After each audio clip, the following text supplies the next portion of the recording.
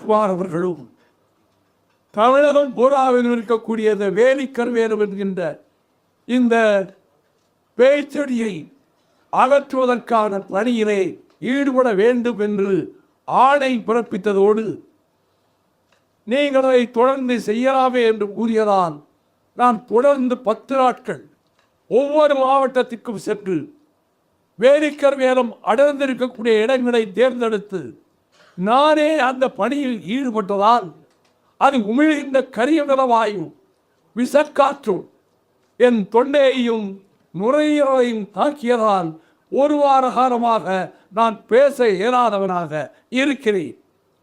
இன்று நான் பேசவே இயலாது என்று நேற்று இரவு வரை எண்ணிக்கொண்டிருந்தேன். ஆனால் 3000 ஆண்டு மோதும் வடமொழியால் சாகா தசை பெற்ற தண்டமிழை காக்க குமரி தன்னிலை அமைத்த அப்பர் அமரன் மரமலை அடிகளார் என்று கவிதை பாடிய தேவரேய பவானர் பெயரால் அமைந்திருக்கக்கூடிய இந்த அரங்கத்தில் மரமலை அடிகள் 150வது ஆண்டு நிறைவு மங்கள பெருவிழாவினுடைய தலைவர் அகிலங்கம் இருக்கக்கூடிய பல நாடுகளில் இருக்கக்கூடிய மாணவர்களையும் இங்கே கொண்டு வந்து தனது பல்கலைக்கழகத்திலே வார்ப்பித்துக் கொண்டிருக்கிறார். 1,00,000 மாணவர்கள் பயிலுகின்ற பல்கலைக்கழகமாக திகழ்கிறார். அதனுடைய வேந்தரும் நாடாளுமன்றத்தில் கேள்வி கடைகளை தொடுத்து அறிஞர் அண்ணாவினுடைய புகழை உயர்த்திய இத்தகர் தனித்தமிழ் இயக்கத்துக்கு தலைமையேற்றிருப்பவருமான எனது ஆர்வீர் அண்டன் கவிக்கோ கல்விக்கோ முனைவர் கோ விஸ்வநாதன் அவர்களே, வாக்குகள் எண்ணப்படுவதற்கு 2 நாட்களுக்கு முன்னால் என்னை பத்திரிகையாளர்கள் சந்தித்த போது தேர்தல் முடிவு எப்படி இருக்கும் என்று கேட்டார்கள். நான் திராவிட முன்னேற்ற கழகத்தின் அணியிலே அப்பொழுதும் இருக்கிறேன். அவர்கள் கேட்டவுடன் சொன்னேன், there will be surprising, shocking turning points in the electoral results. தேர்தல் முடிவுகள் அது பலருக்கு அதிர்ச்சி தரத்தக்கதாகவும் ஆச்சரியமாகவும் அமையக்கூடும் என்று குறிப்பிட்டேன். அதன்படியே ஒரு ஜனநாயக மாற்றம் ஏற்பட்டு ஊனமற்ற ஒரு அரசை இயக்கிக் கொண்டிருக்கின்ற மாண்புமிகு முதலமைச்சர் ஜோசப் விஜய் அவர்களுடைய அமைச்சரவையில் சங்கத்தமிழில் ஓங்கி ஒலிக்கின்ற உறவிச்சாளராக திகழ்கின்ற கல்வி அமைச்சர் மாண்புமிகு அன்பு சகோதரர் ராஜ்மோகன் அவர்களே, காலத்தின் அருமை கருதி இந்த அழைப்பதிலே இருக்கக்கூடிய பெயர்களை அழைப்பும் விழிப்பதற்கு நேரமற்ற காரணம்தான். கனடாவிலிருந்தும் சுவிட்சர்லாந்து நாட்டிலே இருந்தும் இலங்கை தீவிலே இருந்தும் தமிழ் ஈழத்திலிருந்தும் இந்த நிகழ்ச்சிக்கு வருகை தந்து கலந்து கொண்டிருக்கக்கூடிய மதிப்புக்குரிய பெரியோர்களே, அரங்கத்தில் நிறைந்திருக்கக்கூடிய தமிழ் சகோதர சகோதரிகளே, செய்தியாளர்களே, தொலைக்காட்சி ஊடக நண்பர்களே, வணக்கம். மறைமலை அடிகள் 150 ஆண்டுகளுக்கு முன்பு 1876ஆம் ஆண்டு ஜூலை திங்கள் 15ஆம் நாள் நாகப்பட்டினத்துக்கு அருகில் இருக்கக்கூடிய காடம்பாடியில் சொக்கலிங்கம் பிள்ளைக்கும் சின்னம்மைக்கும் மகனாக பிறந்து திருக்கழுக்குன்றத்தில் இருக்கக்கூடிய ஆலய இறைவன் பெயர் சூட்டப்பட்டதால் வேதாச்சலம் என்ற பெயரை ஏற்று 21 வயதிற்குள்ளாக அவர் தொல்காப்பியம், திருக்குறள், கலித்தொகை, 10 பாட்டு,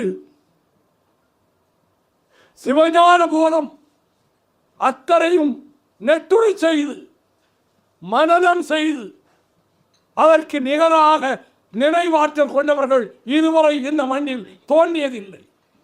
அத்தனை தகுதிகளையும் பெற்றிருக்கக்கூடிய மறைமலை அடிகள் அவர்கள் 21 வயதிற்குள்ளாக இத்தனை நூல்களிலும் அவர் பயின்றது மட்டுமல்ல, அதற்கு விரித்துரை எழுதியது மட்டுமல்ல, அவரை பற்றி தெரிவிக்க சொன்னார். முன்னர் தோன்றிய சிவஞான முனிவர்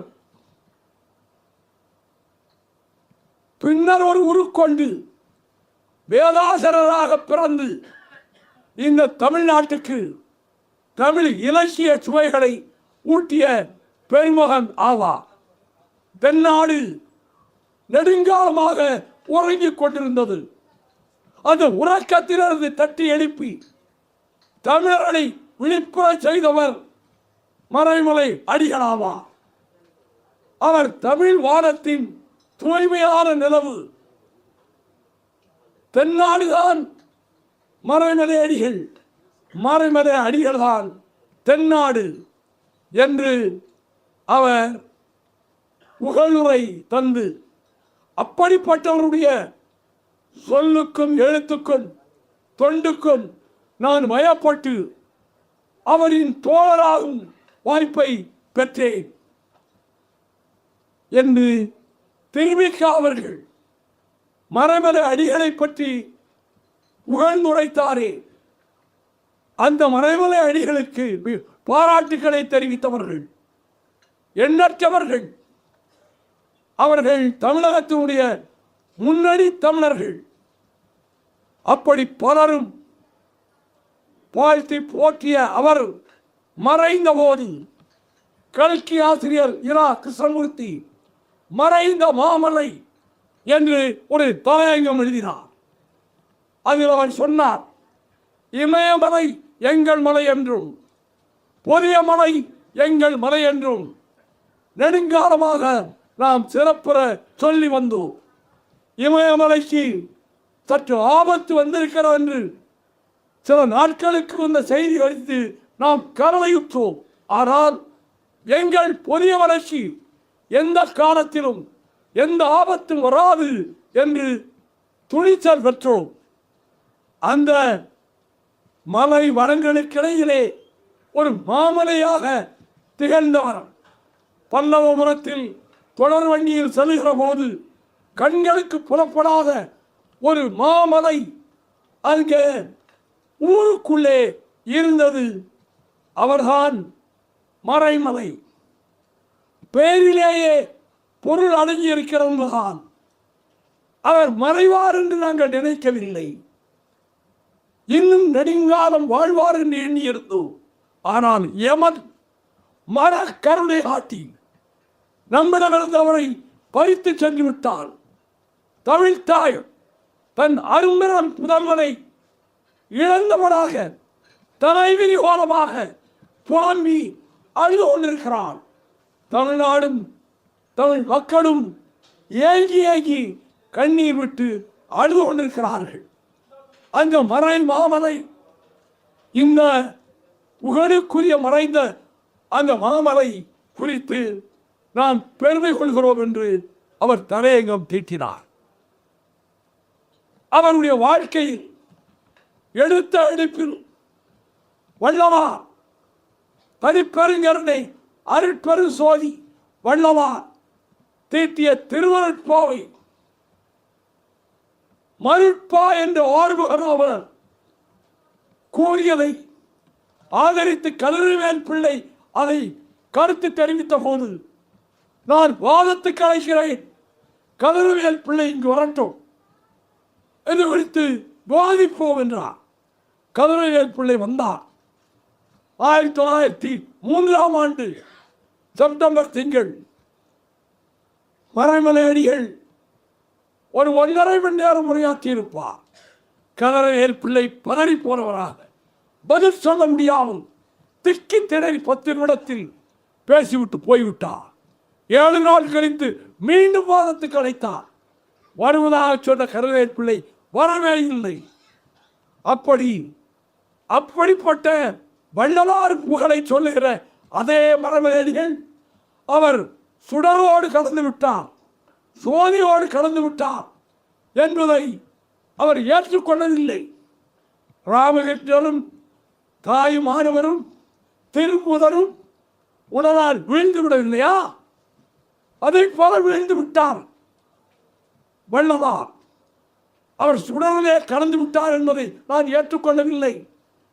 அவருடைய ஈமச்சாம்பல் ஒரு சிறிய பாறைக்குள் அடக்கப்பட்டிருந்தது என்று கூறிய தமிழர்களுக்கெல்லாம் வழிகாட்டியாக திகழ்ந்த மறைமலையடிகள் 1916 ஆண்டு டிசம்பர் திங்கள் 12ஆம் நாள் தோட்டத்தில் தன் பிரியமகள் நீலாம்பிகையோடு நடைபயணம் சென்று கொண்டிருந்த போது நீலாம்பிகை பார்த்து சொன்னார், அருட்பாவிலே திருவருட்பாவிலே ஒரு பாடம் அம்மா, பெற்ற தாய்தனை மக மறந்தாலும் பிள்ளையை பெறும் தாய் மறந்தாலும் உத்த யாக்கையை உயிர் உத்த தேகத்தை உயிர் மறந்தாலும் கர்த்தனெஞ்சம் கரை மறந்தாலும் கண்கள் நின்று இமைப்பது மறந்தாலும் நமச்சிவாயத்தை நான் மறவேனே என்று இந்த பாடல் இருக்கிறதம்மா. இதில் தேகம் என்ற சொல்லை நீக்கிவிட்டு யாக்கை என்ற சொல்லை போட்டால் எவ்வளவு சிறப்பாக இருக்கும் என்று சொன்னார். அந்த நீலாம்பி அம்மையார் தான் பின்னாட்களில் 1938 நவம்பர் 13ஆம் தேதி ஒற்றைவாடு அரங்கத்தில் இந்திய மகளிர் மாநாடு நடந்தபோது தலைமையேற்ற நீலாம்பி அம்மையார் சொன்னார், இந்த மண்ணுக்கும் மக்களுக்கும் அருந்தொண்டு ஆட்சி வருகிற ஈவே ராமசாமி அவர்களுக்கு நாம் ஒரு பட்டத்தை வழங்குகிறோம், பெரியார் என்ற பட்டத்தை வழங்குகிறோம், இனி அவரை பெரியார் தான் அழைக்க வேண்டும் என்று நீலாம்பி அம்மையார் அறிவித்தார். அதே பெரியார் அவர்கள் கரந்தை தமிழ்ச்சங்க விழாவுக்கு முற்பகலிலே போய்விட்டார். கரந்தைக்கு பார்வையாளர் வரிசையிலே அமர்ந்திருந்தார். அப்பொழுது அவரிடத்தில் திருநாவுக்கரசு அவர்களை மறைமலையாளரின் புதல்வரை அழைத்து சென்று, இவர் மறைமலையடியாரின் புதல்வர் என்றவுடன் சட்டன் துள்ளி எழுந்து 2 கரங்களை கூப்பி வழங்கி, அடியலாரின் புதல்வரா நீங்கள் என்று 2 கரங்களால் வணக்கம் செலுத்திய அந்த பெருந்தன்மையை எழுதி திருநாவுக்கரசு அப்பொழுது எனக்கு 18 வயது இருக்கும். அவர் பெரியார் என்றால் பெரியார். அவர் சொன்னார், அவர் சமய நம்பிக்கையற்றவர், கடவுள் மறுப்பு கொள்கையாளர், மறைமலை அடிகள் நிறைந்த சமய நம்பிக்கை கொண்டவர். ஆனால் பெரியார் சொன்னார், எனக்கு வலக்கையாக இருப்பவர் மறைமலை அடிகள், இடக்கையாக இருப்பவர் எம்பன் பிள்ளை, என்றைக்கும் அவர்கள் எனக்கு துணையாக நிற்கிறார்கள் என்று குறிப்பிட்டார். அப்படிப்பட்ட மறைமலை அடிகள் பாண்டியத்துறை தேவர் அழைப்பின் பேரில் மதுரை தமிழ்ச்சங்கத்தின் 4ஆம் விழாவில் கலந்து கொண்டு ஒரு அரிய உரை நிகழ்த்தினார். அதற்கு ஒன்று சொல்ல விரும்புகிறேன். வடமொழியின் பால் பற்றுக்கொண்ட ஆரியர்கள் தமிழை படித்தும் இழிவுபடுத்தியும் தமிழ் வடமொழியிலிருந்து தோன்றியது. வடமொழி அந்த ஆரியர் நாகரிகம் தான் மூல நாகரிகம் என்று சொன்னதை தமிழறிஞர்கள் பலரும் மறுக்கவில்லை. ஒரே ஒருவர்தான் மறுத்தார். அதுதான் தமிழ்த்தாய் பாடலாக பாடப்பட்டதே. அந்த பாடலை தந்த மனோன்பிடியும் சுந்தரம் பிள்ளை அவர் ஒருவர்தான் மறுத்தார். கன்னடமும் கலிதமைக்கும் கவின் மலையாளமும் துணுவும் உள்குலத்தை உதித்தெடுத்து ஒன்று போல ஆயிடும் ஆரியம்போன் வழக்கு ஒழிந்து சிதையாமல் இந்த வரியை கலைஞர் நீக்கிவிட்டார். வேண்டாம் என்று ஆரியம்போன் வழக்கு ஒழிந்து அழிந்து விடாமல் சிதையார் என்ற உன் சீரமை திறமையது ஓற்றுதமே என்று சுந்தரம் பிள்ளை எழுதினார். 1895ஆம் ஆண்டு அவர் அழைப்பின் பேரில் மறைமலையடிகள் அங்கு திருவனந்தபுரம் சென்றார். அவரை அங்கே உள்ள மார்த்தாண்டம் பள்ளியில் தமிழாசிரியராக அறிவிக்க சுந்தரம் பிள்ளை ஏற்பாடு செய்தார். உடல்நலிவு காரணமாக பின்னர் திரும்பி வருகிறார் நாகைக்கு. கிறிஸ்தவ கல்லூரியில் அவள் தமிழ் துறையிலே பணியாற்றுகிறார். 1911ஆம் ஆண்டு அந்த பொறுப்பிலிருந்து தன்னை விடுவித்துக் கொண்டார். அந்த கிறிஸ்தவ கல்லூரியின் பேராசிரியர் பேச்சை இங்கே கேட்டேன். 1964ஆம் ஆண்டில் மாநில கல்லூரியிலே நான் முதுகலை முதலாண்டு படித்துக் கொண்டிருந்த பொழுது பேரறிஞர் அண்ணா அவர்கள் கிறிஸ்தவ கல்லூரியிலே பேசுகிறார் என்று அறிந்து நாங்கள் எல்லோரும் மாணவர்கள் சென்றோம். அது பிலாசபி அசோசியேஷனுடைய கோல்டன் ஜூப்ளி, இயற்பியல் துறையினுடைய பொன் விழா. அதில் அண்ணாவை பேச அழைத்திருக்கிறார் கல்லூரி முதல்வர் தேவதேசன். என்ன தலைப்பு தெரியுமா? திடுக்கிட்டு போகிறீர்கள். The philosophy of DMK. தலைப்பே இதுதான். அந்த ஆங்கிலத்திலே பேசினார். The philosophy of DMK. ஒரு மணி நேரம் பேசினார். நாங்கள் அப்படியே மெய்மறந்து போனோம்.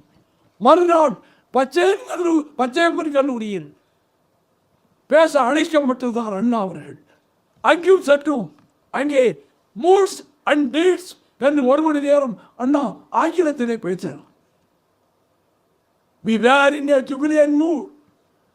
மகிழ்ச்சியிலே திளைத்துக் கொண்டிருந்த காலத்தால் நாம் ஏற்றுக்கொள்ளாதவன் பலவற்றை ஏற்றுக்கொண்டோம் என்பதற்கு ரயில் பிரயாணத்திலே போகிற பிரயாணிகளுக்கு ஏற்படுகிற அந்த உறவாடலை குறிப்பிட்டு அன்றைக்கு அண்ணா அவர்கள் பேசினார்.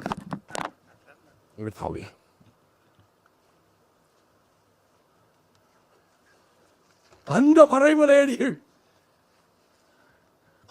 அருட்பாவை நிலைக்க செய்த மறைமலையடிகள், மதுரை தமிழ்ச்சங்கத்திலே உரையாற்றிய மறைமலையடிகள் ஆரியர்களுடைய புறத்தை ஒழிக்க வேண்டும் என்பதற்காக பண்டை தமிழ் மக்களும் ஆரியரும் என்று 2 மணி நேரம் திருவல்லிக்கேணியிலும் ராயப்பேட்டையிலும் பேசினார்.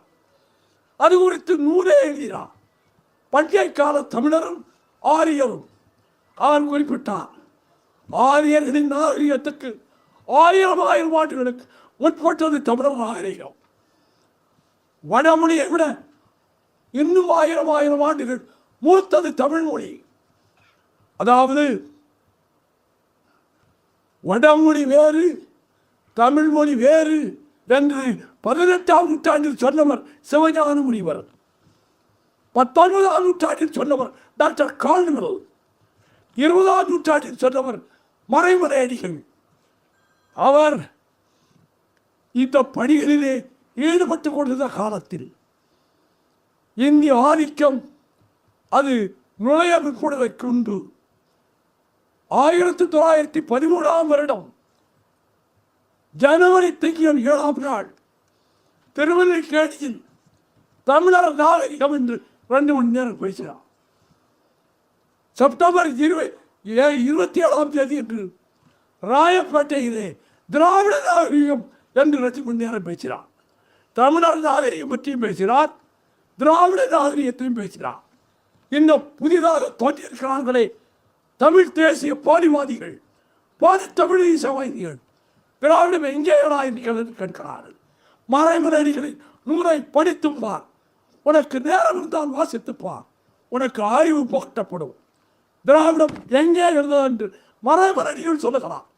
ஆலய வழிபாட்டிலே ஈடுபாடு கொண்ட மறைமலையடிகள் சொல்லுகிறார், திராவிட நாகரிகம் பழமையான நாகரிகம், தென்னாட்டின் நாகரிகம், அந்த தென்னாடு பாதுகாக்கப்பட வேண்டும் என்ற உணர்வு கொண்டவராக மறைமலையடிகள் இருந்தார்.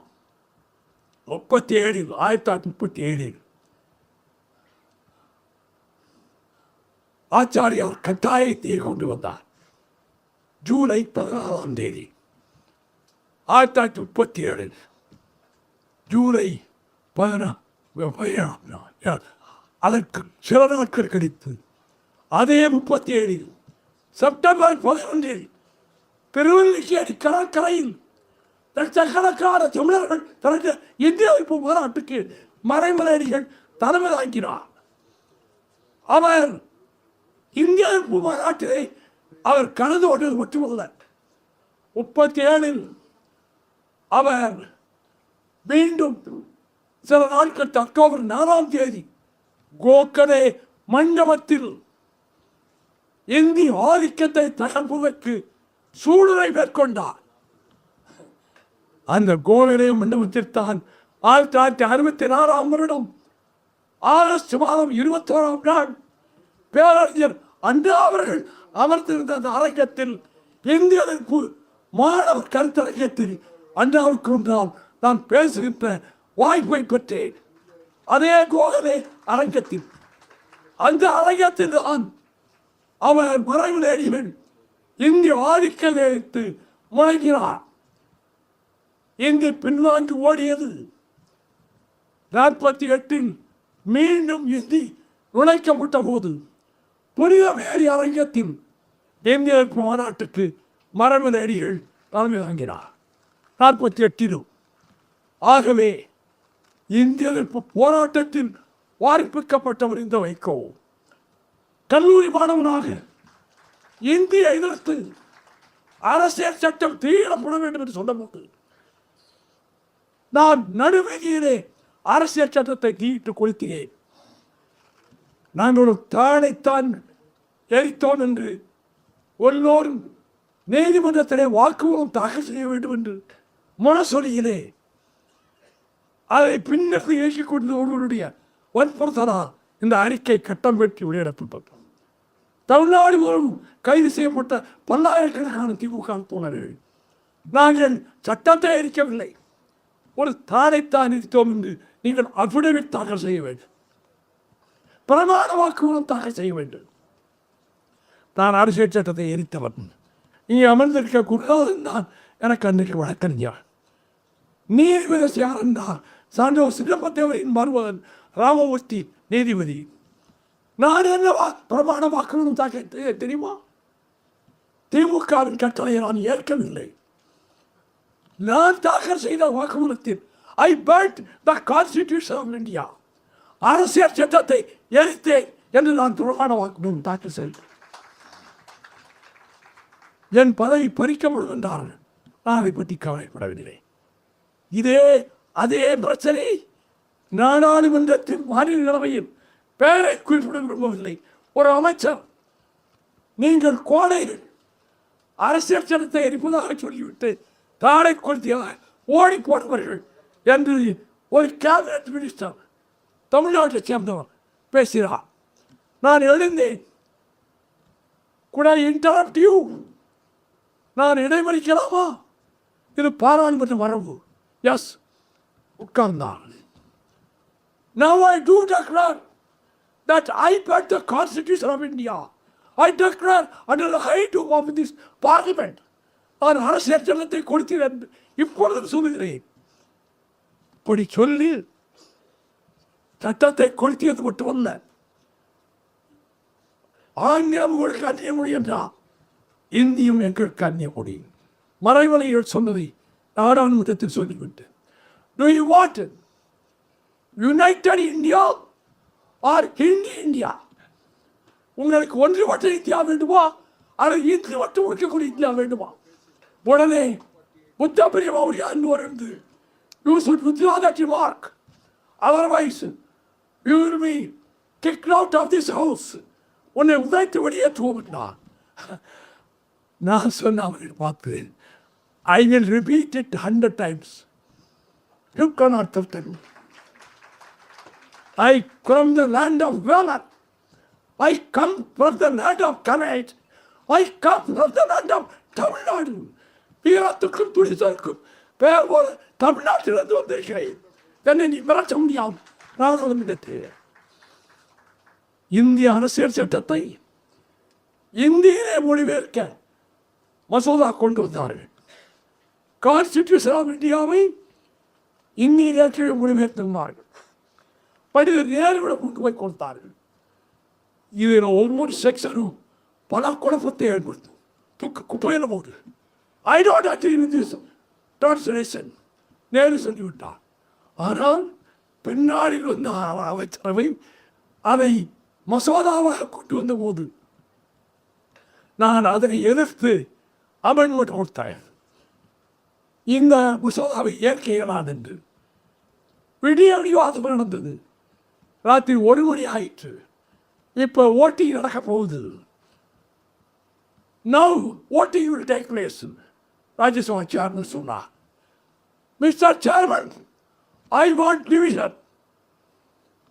ஓட்டெடுப்பு மின்விளக்கு அந்த விளக்குகள் எரிகின்ற முறையில் அப்படித்தான் நீங்கள் டிவிஷன் வைக்க வேண்டும். எல்லா எம்பிக்களும் வந்தார். ராத்திரி 2 மணி ஆக போகுது, உயிரவாகிறீ நீ, இப்போ போய் டிவிஷன் கேட்கிற, இது 3/4 நேரம் ஆகும். ஒரு எம்பி கேட்டால் டிவிஷன் கொடுத்தாக வேண்டும் என்பது நாடாளுமன்ற விதி, மரபு. சேர்மன் ஒன்று செய்ய முடியல. He has asked for division. I order for division. அரை கதவுகள் புனப்பட்டன. இப்பொழுது voting will take place. இப்போது வாக்கெடுப்பு நடக்கும் என்று சொன்னவுடன் செக்ரட்டரி ஜெனரல் எடுத்து I start the voting process. ஒவ்வொரு எம்பிக்கும் முன்னாடியும் ஒரு பொத்தான், பச்சை விளக்கெறிகிற பொத்தான், ஒரு பொத்தான் சிவப்பு விளக்கெறிகிற பொத்தான், ஒரு பொத்தான் மஞ்சள் விளக்கெறிகிற பொத்தான் எல்லா எம்பிகளுக்கும் முன்னாடி இருக்கும். ஓட்டிங் ஆரம்பித்து விட்டதுடன் பொத்தானை அழுத்த வேண்டும். அழுத்தினார்கள். எல்லா விளக்குகளும் மசோதாவை ஆதரித்து பச்சை விளக்குகளாகவே இருந்தன. ஒரே ஒரு விளக்கு மட்டும் சிவப்பு விளக்காக இருந்தது. அடியாருடைய பொத்தான்.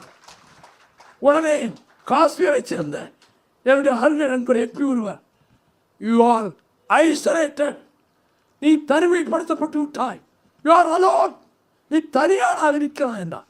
Yes, Mr. Lion also is alone, but still the king of the jungle. சிங்கமும் தனியாளான், காட்டுக்கரசனாக வந்தான். நான் தனியாளாக இருந்தாலும் சரித்திரத்திலே பதியப்பட வேண்டும். யாரெல்லாம் இந்திய ஆதரித்தார்கள், யார் எதிர்த்தார்கள் என்பது இதில் பதிவு செய்யப்பட வேண்டும் என்பதற்காக நான் அன்றைக்கு உரையாற்றினேன். இன்றைக்கு சொல்லுகிறேன். அடல் பிஹாரி வாஜ்பாய் அவர்களிடம் பெரியார் மையம் இடிக்கப்பட்ட போது கண்ணீர் மல்க வீரமணியனிடம் வந்து இடிச்சிட்டாங்களே எப்படியாவது நீங்கள் அவதவணும். பிரைம் மினிஸ்டர் அப்பாயின்மெண்ட்டை பார்ப்பேன். நான் அவர்கிட்ட போவேன். வாய்ப்புவிட்டேன். நாளை சாயங்காலம் 5 மணிக்கு நான் வீரமணி அவர்கள் செடியர் அப்பாயின்மெண்ட் கொண்டு வரணும். என்ன அவ்வளோ அவசரம் இருக்கு, நீங்கள் அப்பாயின்மெண்ட் கொண்டு.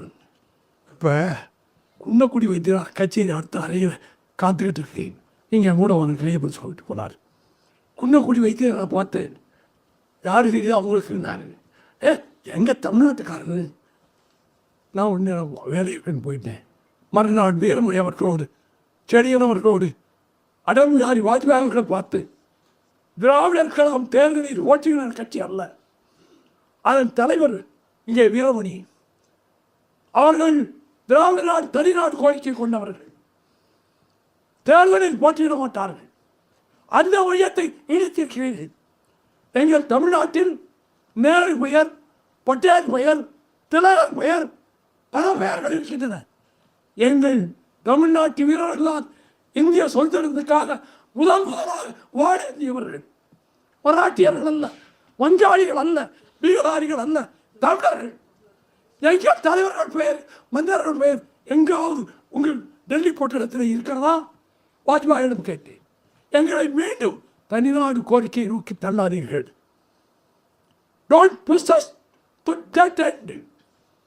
இப்போ என்ன செய்யணும்? பெரியார் மையத்தை இடிச்சிட்டீங்களோ அதை விட முக்கியமான ஒரு இடத்தை உடனே கொடுப்பேன். அமைச்சரை ஃபோனில் கூப்பிட்டாங்க. வாய்க்கவும் கோபால்சாமி வீரமணி உன்னை பார்க்க வர்றாங்க. அவங்க எந்த இடத்த டெல்லியில் கிடைக்கிறாங்களோ அந்த இடத்த பெரியார் மையத்தை கொடுங்க. முன்னை விட 100 மடங்கு மதிப்புள்ள இடத்தை பெற்றுக் கொடுத்தவன் திராவிடர் கழகத்துக்கு, பெரியார் மையத்துக்கு இந்த அடியன் வைக்கவும் செய்ய வேண்டிய கடமை எல்லா காலத்திலும் செய்திருக்கிறேன். மறைமலை அடிகள் தென்னாடு என்றைக்கும் தென்னாடு தான் என்று சொன்னார் அல்லவா? அந்த தென்னாடு தமிழ்நாடு தனி நாடாக வேண்டும் என்று மரணம் தழுவின்றவரை கருதித்தவர் தான் தந்தை பெரியார். எங்கள் அடிமனதிலும் ஆழ்மனதிலும் அந்த உணவு இருக்கிறது, எனக்கு இருக்கிறது. அது எந்த வித்தியாசமும் இல்லை. நீங்கள் இப்படியே இதையை திரித்துக் கொண்டு போனால் உங்களை திட்டத்தை புகுத்து நினைத்தால், எங்களை பழிவாக நினைத்தால் நான் எச்சரிக்கிறேன். மோடி அரசாங்கத்துக்கு இந்தியா தொழில்நுட்பமாக போகும், உடைந்து பல நாடுகளாகும். அவற்றைய சொன்னேன். What happened in Soviet Union will happen in this subcontinent. சோவியத்தில் நடந்தது இங்கே நடக்கும். We belong to different nationalities. தனித்த தேசிய இனங்கள். என்ன எப்படி சொல்றேன் நான் நினைப்பு. ஆமாம், I belong to Tamil nationality. You belong to some other nationality. This subcontinent consists of so many nationalities. பிரிட்டிஷ்காரர்களுக்கு முன்னாடி இந்தியாவுக்கு ஒரு நாடே கிடையாது. இந்தியா எங்கே இருந்தது? இந்தியா குப்தர்கள் காலத்தில் இருந்ததா, மௌரியர்கள் காலத்தில் இருந்ததா, எந்த காலத்தில் இருந்தது? அக்பர் காலத்தில் கிடையாது, அவுரங்கசீப் காலத்தில் கிடையாது. பிரிட்டிஷ்காரன் துப்பாக்கியும் ஒன்றுபடுத்தி இந்தியாவுக்கு அமைப்பு இங்கு உருவாக்கினீர்கள். அது உணர்வு வராதா? என்னை விட வேகமான வாலிபர்கள் வருங்காலத்தில் வருவார்கள், இளைஞர்கள் வருங்காலத்தில் வருவார்கள். அவர்கள் சுவடிகளை புரட்டி பார்ப்பார்கள். நாம் ஏன் இந்தியாவோடு ஒட்டி கொண்டிருக்க வேண்டும்? நாம் ஏன் அடிமைகளாக நடத்தப்பட வேண்டும்? அவசியமில்லை. அதனால் தான் அண்டது விசோதனம் இல்லை. என்னுடைய கடைசி பேச்சில் பார்லிமெண்டில் நான் ஆற்றிய கடைசி முறையில் அண்ணாவின் மேடர் ஸ்பீச்சை கோட் பண்ணேன். அண்ணா மேடர் ஸ்பீச் சொன்னார், I demand the right of self-determination. இது அதுக்கு பிறகு வந்தவங்க அந்த வரியமே எடுத்துட்டாங்க. என்ன பேச்சு புக்கிலே கிடையாது. நான் கடைசி பேச்ச சொன்னேன். I quoted Anna what he made in 63 at the floor of the Rajya Sabha. அதை சொன்னேன். I belong to the Dravidian stock. I am proud to call myself a Dravidian. நான் திராவிடரை சொல்லிக் கொள்கிறேன், பெருமைப்படுகிறேன். சுயநல உரிமை நான் கேட்கிறேன். அண்ணா பேசி முடித்தார். கடைசி பேச்சாவை நான் சொல்லியிருக்கேன். I demand the right of self-determination.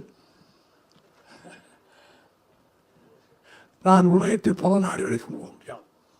India சென்றெடுக்கவில்லை. அந்த நாடுகளை எனக்கு விசாரிப்பதில்லை.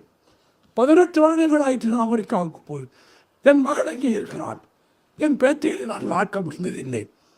அமெரிக்க அரசு, you belong to a bad organization. You are ineligible to apply for visa. 18 வருடங்கள் ஆயிற்று. இங்கிலாந்து எனக்கு விசா மறுப்பு செய்து விட்டது. கனடா எனக்கு விசா மறுப்பு செய்து விட்டது. ஆஸ்திரேலியா எனக்கு விசா கொடுக்க முடியாது என்று சொல்லிவிட்டது. அதை பற்றி நான் கவலைப்படவில்லை. ஆனால் இதே அரங்கத்தில் 1938 வருடம் செப்டம்பர் 26 நாள் கோவை ராமகிருஷ்ணன் ஏற்பாடு செய்த அதில் திலீபன் மரணித்தருவான். செப்டம்பர் 26 விடுதலை புலிகளின் தியாகச்சுடன் திலீபன் மறைந்த நாள். அந்த நாள் 88 என்னை அழைத்து கொண்டு வந்து ராமகிருஷ்ணன் பேச சொன்னான். 2.5 மணி நேரம் இந்த அரங்கத்தில் பேசினேன். 2.5 மணி நேரம் ஈழத்தின் பல வழிகளில் என் வீடியோ கேசட் இருக்கிறது. நான் நேற்று விடுதலை புலியை ஆதரித்தேன், இன்றைக்கும் ஆதரிக்கிறேன், நாளையும் ஆதரிப்பேன். நானே வந்து பற்றி திரும்பி சொன்னேன், திரும்ப பொதுக்கூட்டத்தில் சொன்னேன், இப்படி இந்த அரங்கத்திலும் சொல்லுகிறேன். எனக்கு முடியலில் ஆதரவாளர் நான் வைக்கும். உலகத்தில் தமிழுக்கு நாடு வேண்டும். அது தமிழமாக வளர்ந்தால் தமிழுக்கு ஒரு நாடு கிடைத்து விடும். அவருக்கு நிகரான சமர்க்கணங்களை அமைத்தவர்கள் மாணவரும் கிடையாது, காஸ்ட்ரோவும் கிடையாது, சைக்கோராவும் கிடையாது, யாரும் கிடையாது. There is no equal to Prabhakaran. யாரும் அவருக்கு நிகரான மாட்சியை நடத்தியவர் கிடையாது. காட்டுக்குள் இருந்து கொண்டு விமானப்படையை தயாரித்தவன் பிரபாகரன். 7 அணு ஆயுத வல்லரசுகள் இந்தியா உட்பட, சீனா உட்பட, பாகிஸ்தான் உட்பட, இஸ்ரேல் உட்பட 7 அணுகாயுத வல்லரசுகள் ஆயுதங்களை அள்ளி சுப்ரீமனுக்கு கொடுத்து இந்திய முப்படைகளில் தளபதிகளை அளித்து போர்க்களங்களிலே தோற்கடித்தீர்கள். எண்ணற்ற தமிழர்கள் காரணமாக இருந்தீர்கள். அவர்கள் செஞ்ச ரத்தம் போகாது. அவர்களை கொண்டிருக்கலாம். ஆனால் அவர்கள் எலும்புகள் அந்த பண்ணுக்குள் தான் நடக்கிறார். அந்த எலும்புகள் உயிர் தரும். நாளைய போகிற தமிழ் ஈழமாக குட்டி மணி சொன்னதை போல அதை தரிசிக்க கண்கள் கண்கள் பிறகு மடித்ததற்கு பிறகு பாரம்பரிய தமிழ் மொழிகள் நடத்தப்பட்டு அந்த கண்களை விதிக்கிற சிறையில் இதே ஜூலை மாதம் 25ஆம் தேதி 53 தமிழர்களை கொண்டு குவித்து குட்டிமணியை கொண்டதோடு விட்டுவிடலாம். கண்களை தோண்டி எடுத்து மூழ்காக ரசிக்கிறார்கள். அந்த சிறையிலே இருந்த ஏமி விடப்பட்ட கைதிகள் அவர்கள் செஞ்ச ரத்தம் வீழ்வாகாது. அவர்கள் செய்த தியாகம் வீழ்வாகாது. ஆதரிப்பார்கள் இல்லாமல் இருக்கலாம். யார் ஆதரிப்பார்கள்? சிறைச்சாலை வரும் ஆபத்து வரும் என்றால் எவரும் ஆதரிக்க மாட்டார். ஆனால் அடியேன் எந்த தியாகத்துக்கும் நான் சித்தமாகிறேன், எந்த விளைவுக்கும் நான் சித்தமாகிறேன் என்ற நான் உறுதியாக இருப்பேன். தமிழருக்கு நாடு மலரட்டும், மறைமலைகள் கனவு பொற்கனவாகட்டும், தமிழ் ஈழம் மலரட்டும். நீதி அரசர் சதீஷ்